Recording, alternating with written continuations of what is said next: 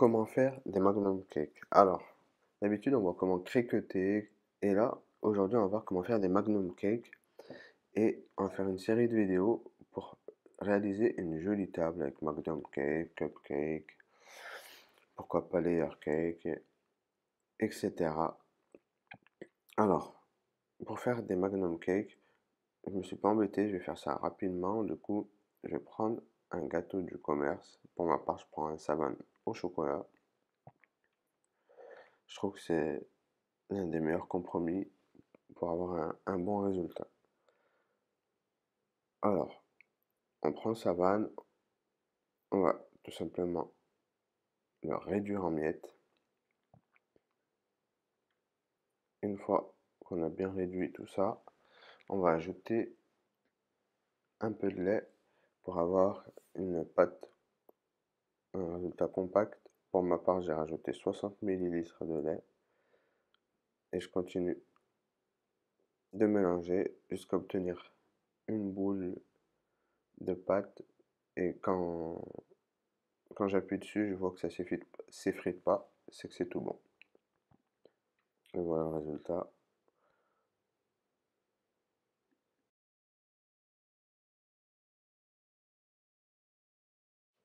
Alors, la technique.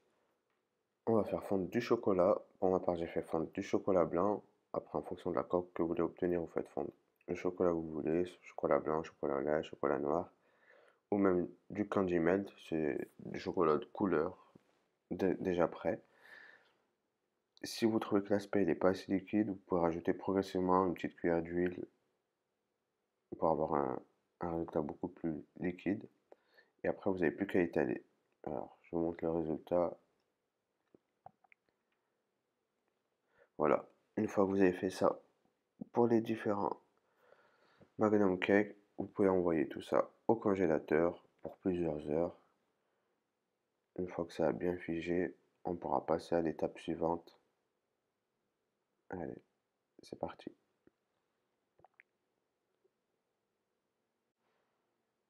Voilà, une fois que ça a bien figé, tout simplement, on voit que c'est figé.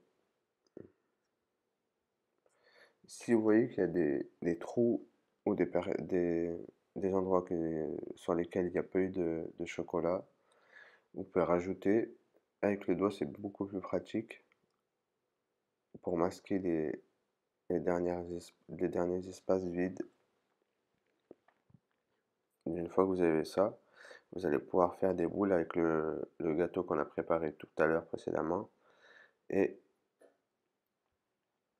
on va pouvoir le mettre dans le moule. Ce qu'il va falloir faire, c'est ne pas dépasser le, la partie plate du moule, la partie supérieure. C'est parce que sur cette partie-là, on va reverser encore du chocolat blanc ou un autre chocolat en fonction des couleurs que vous voulez faire. Si vous voulez faire un Magnum Cake d'une seule couleur ou de deux couleurs, il faut bien qu'on perçoit toujours le petit creux. Et voilà le résultat une fois qu'on a terminé. Alors là, j'ai rajouté un tout petit peu d'huile dans mon chocolat blanc pour qu'il soit un peu plus liquide. J'ai rajouté une cuillère. Alors, je vous montre ce qu'il ne faut pas faire, c'est verser directement le chocolat. Je n'ai pas fait exprès, bien évidemment.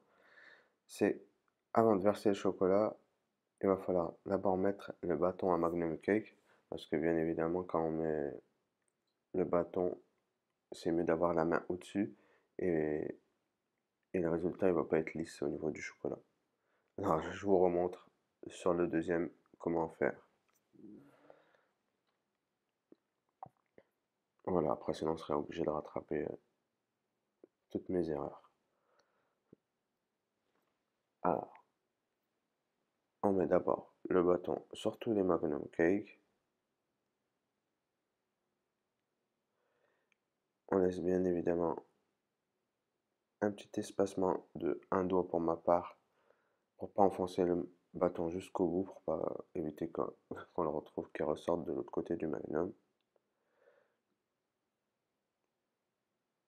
Et on met bien la main au-dessus du Magnum Cake pour éviter que ça bouge trop. Une fois que vous avez fait ça, bien évidemment, vous pouvez ajuster pour de nouveau ajuster la forme parce que quand on va mettre le bâton, ça va bouger légèrement.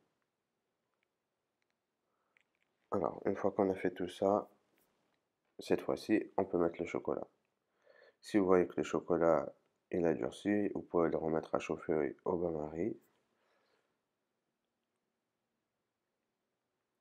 Une fois que vous avez versé un peu de chocolat sur tous les Magnum Cake, vous n'avez plus qu'à prendre une spatule coudée ou n'importe, afin de lisser. Il n'y a pas besoin de lisser énormément, bien évidemment, parce que la partie sera décorée, ça sera la partie qui est de l'autre côté.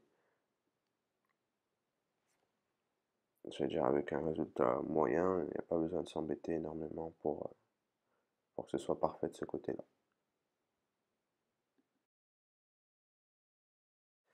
Les tablettes, c'est un des décors qu'on voit souvent sur les Magnum Cake. Il faut tout simplement un petit moule à tablette et un peu de chocolat fondu, au bain-marie encore une fois. Cette fois-ci, j'ai pris du candy melt. On voit l'aspect du candy melt qui est très liquide, qui est directement adaptable sur les tablettes. Et ils ont de nombreuses couleurs. Je mettrai tout ça dans la description. Et une fois qu'on a rempli notre moule, on n'a plus qu'à laisser soit sur le plan de travail, le chocolat va durcir assez rapidement, ou sinon vous pouvez mettre au frigo. Et je vous montre une fois démoulé le résultat. C'est plutôt joli, je trouve. Et on n'a plus qu'à racler ou à enlever les excédents avec un couteau, sans se couper les doigts bien évidemment. Et après, on pourra déposer pour décorer notre Magnum Cake.